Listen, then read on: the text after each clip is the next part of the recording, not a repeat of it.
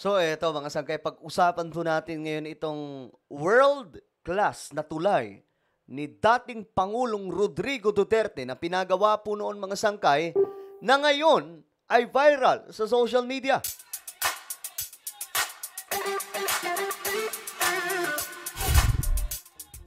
Yo guys, what's up? This is me. I'm back for another vlog today. Kamusta po kayo mga kababayan? Ito na nga pag-uusapan po natin ngayon mga sangkay itong pambihirang tulay no ni Pangulong Rodrigo Duterte na ngayon mga sangkay talagang naman nagva-viral no. Marami po ang nakakakita nito mga sangkay at bahagi po siya ng kwentuhan kasi nga po napakaganda po talaga no. Well, pag-usapan po natin 'yan. Anyway, before we start guys, paki-subscribe po muna yung ating YouTube channel. Ito po, sa mga hindi pa po dyan nakakapag-subscribe, makikita nyo po yung subscribe button sa baba ng video na to. I-click nyo lamang po yung subscribe, i-click ang bell, at i-click nyo po yung all. Sa mga nanonood po sa Facebook, i-follow nyo po yung ating Facebook page. Okay! Yang tulay na tinutukoy natin, mga sangkay, ay ito po yun. Ito yung tulay. Ayan. Sa Kamuning po yan. Minsan, kung tawagin po yan mga sangkay, tulay na or Kamuning Mountain. Kamuning Mountain Bridge kung tawagin. Kasi nga po, sobrang taas po talaga ng tulay na ito. Iman ko, ilang palapag ito? 1, 2, 3, 4 na palapag mga sangkay ang tulay na ito. Ganyan po siya kataas. So, yung may mga sakit dito mga sangkay na hindi po talaga kayang umakyat ng ganyan, huwag niyo nang subukan. Dahil baka kung ano pa ang mangyari sa inyo. Ngayon, kailan ba ito ipinagawa mga sangkay? Ito po ay ipinagawa taong 2018. Ayan, may record po yan syempre mga sangkay. In 2018, the Metropolitan Manila Development Authority or MMDA constructed 10 million footbridge since there were many reported accidents and robberies in the area. So, ayan, mga sangkay. 2018, sino ba ang presidente at the time? Si former President Rodrigo Duterte, mga sangkay. Okay? Ngayon, nakita ito ni PBBM. Ito po yun. Panoorin natin. Ito yung video eh. Nakita po siya ni Pangulong Bongbong Marcos. Kasi nung Sunday, nag-ikot po si PBBM. Siyempre, punta po siya sa mga train station. Tapat na tapat po yan mga sangkay sa istasyon ng train. Nakita ni BBM. Kaya ngayon, mga sangkay, ang gagawin niya sa tulay na ito, aayusin. Alam niyo yung gagawin? Gagawin niya dito sa tulay na ito? Ngayon, mapapanood nyo. Panoorin natin. Inutos ni Pangulong Ferdinand R. Marcos Jr. sa Department of Transportation. Inutos ni Pangulong Ferdinand R. Marcos Jr. sa Department of Transportation na tanggalin na ang Kamuning Footbridge sa Quezon City. Tatanggalin na ang world class na tulay ni Tatay Digong. So bakit naman kaya? Nakakalungkot naman yun. Mawawala na yung di ba?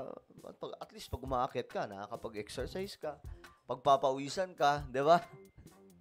Pambira. Bakit ganoon? Bakit kailangan panggibain? Anong gagawin? At palitan ito ng bago at mas maayos na tawiran. Ayon kay DOTR Secretary Vince Dizon, masyadong matarik at hindi accessible ang overpass lalo na sa mga senior citizen. Grabe, tingnan nyo naman.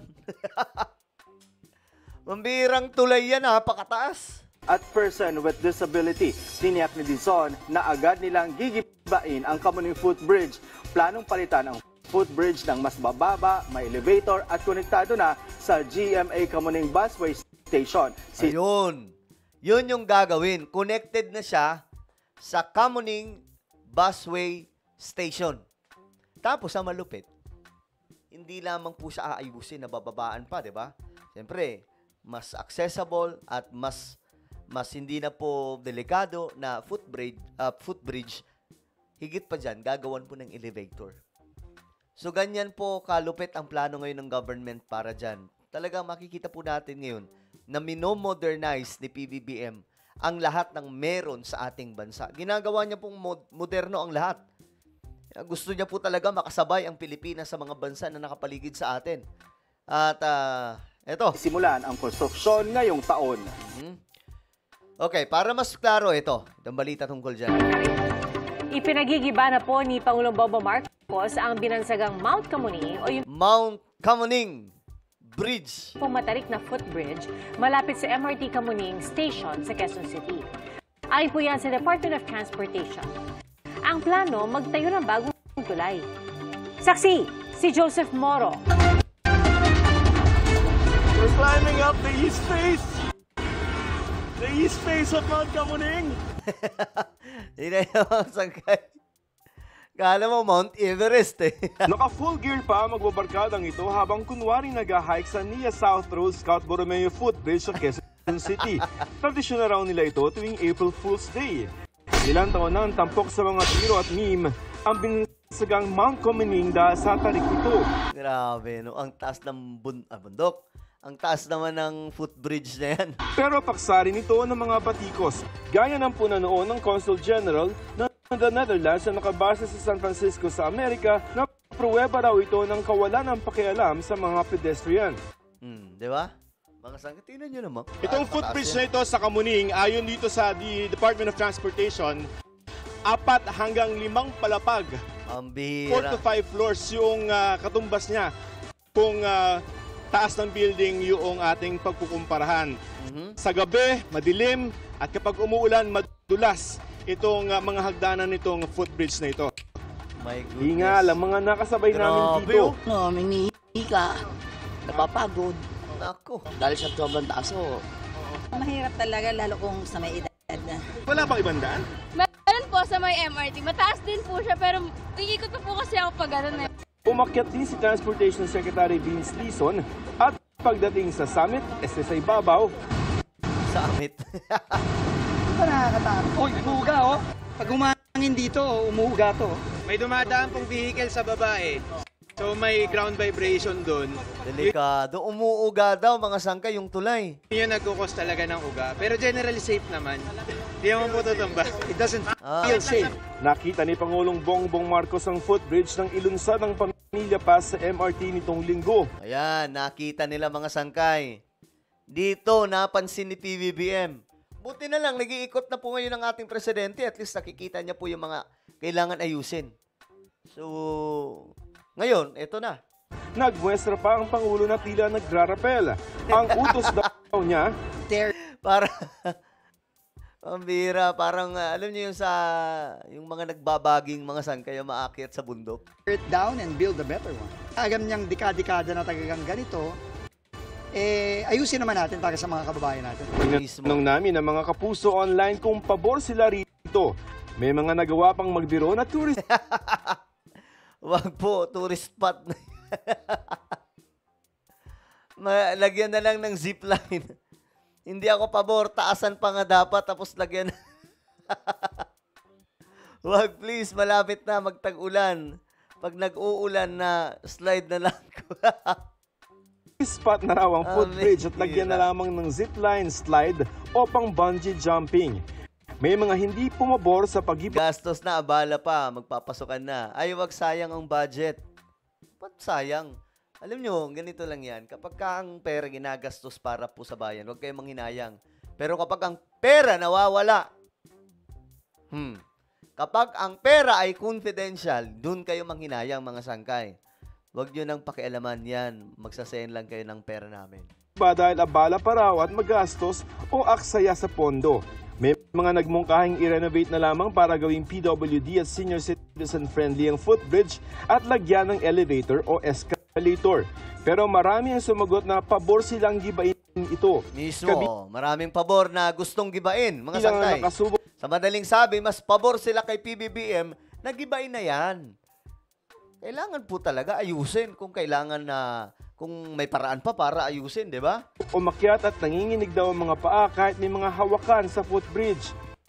May mga gustong panagutin na nagdisenyo at nagtayo ng Kamuning Footbridge. Nako, yari kayo. Bago gumawa ng bagong plano para hindi raw aksaya sa pondo. 2018 nang itayo ng MMDA ang 10 million peso footbridge dahil marami raw na aksidente o hold up sa lugar.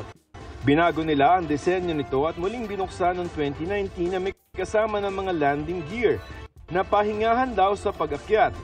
Pero hindi nabawasan ang taas ng tuktok dahil kailangan may sapat na distansya mula sa MRT.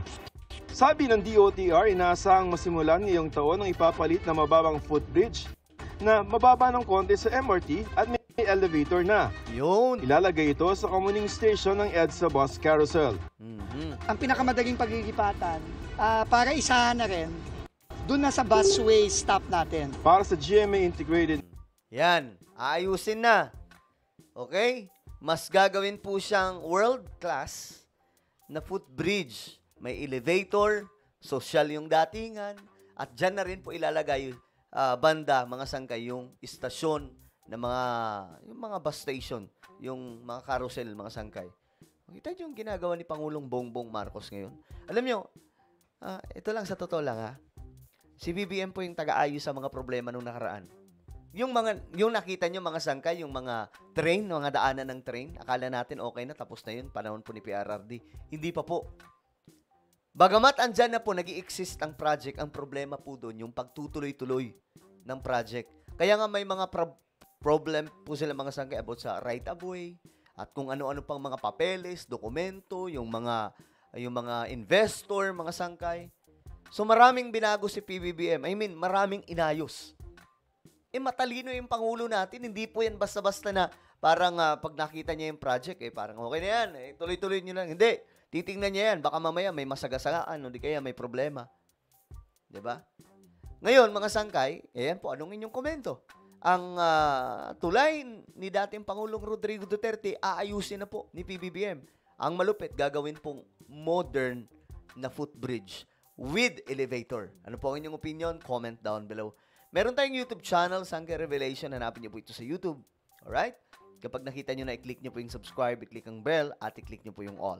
Ako na po ay magpapaalam. Mag-iingat pong lahat. God bless everyone.